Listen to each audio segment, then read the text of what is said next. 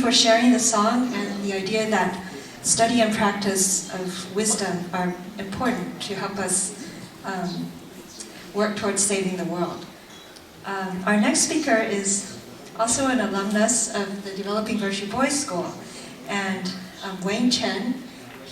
After graduating from college, he worked for several years in a global management consulting firm before returning to contribute his talents in realizing the Master's vision for DRVU. He is now the Director of Development. Let's welcome Wayne. I would like to now introduce our first speaker from Instilling Goodness and Developing Virtue Schools. Dao Master Heng Yin is principal of the girls' school. She's well loved and respected by the students, teachers, and members of the community. Under her leadership, the school has undergone significant growth and development. Let's welcome Dao Master Heng Yin. I would now like to invite Mr. Nakula Ertz, an alumni of Developing Virtue Boys School, who upon graduating from UC Berkeley, returned to be a dorm supervisor and teacher at the boys' school. His son also attends the boys' school. Both his wife and mother are also teaching in the school. This is one of the numerous examples of how families are invested in the work of education at the City of 10,000 Buddhas. Let's welcome Mr. Nakula Ertz. An exciting college journey, and I hope that she'll return to tell us her stories in college. To close the panel, we'd like to invite Dr. Marty Verhoeven to speak.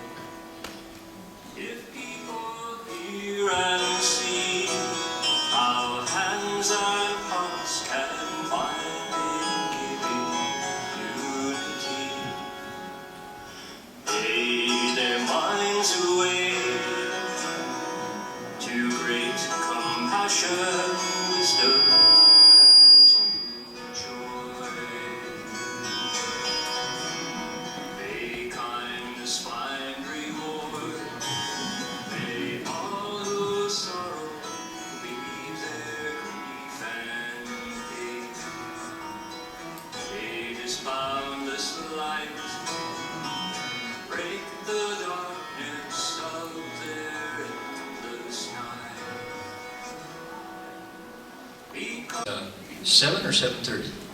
7. 7. We are going to be back here in the hall for the looking forward portion of our discussion of Shifu's 50-year legacy. This morning was looking back. How was it back then? How did Shifu set things up? This afternoon is what are we doing now with those external legacies, the things that Shifu left behind that have form and shape. And tonight we're going to invite a panel of speakers to talk about into the future, the next 50 years, the next century. How do they think, how do they hope the Dharma will grow? And as it has taken root, how it will produce flowers and fruits. So to introduce the legacy on translating sutras into the world's languages, I'd like to introduce Bhikshuni Heng Yin. Please welcome her. I have a panel of speakers, and the first speaker will be Reverend Hen Shor. He's the president of the Buddhist Text Translation Society and has been a very actively promoting translation in Venerable Master's spirit of getting many people involved and learning different languages and working together and studying the Sutra's principles with a lot of Dharma joy. So currently he's leading the Avatamsaka Sutra Translation Assembly, which meets... Here today in the Assembly, among the laity and the Sangha, we have people who have been doing this work for 40-some years. The early translations that you're going to see in just a minute are the hard work of people who are sitting right here with us today and others who are overseas.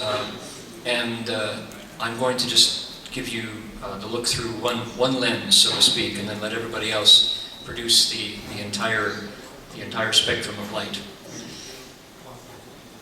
I'm going to talk about how this came to be.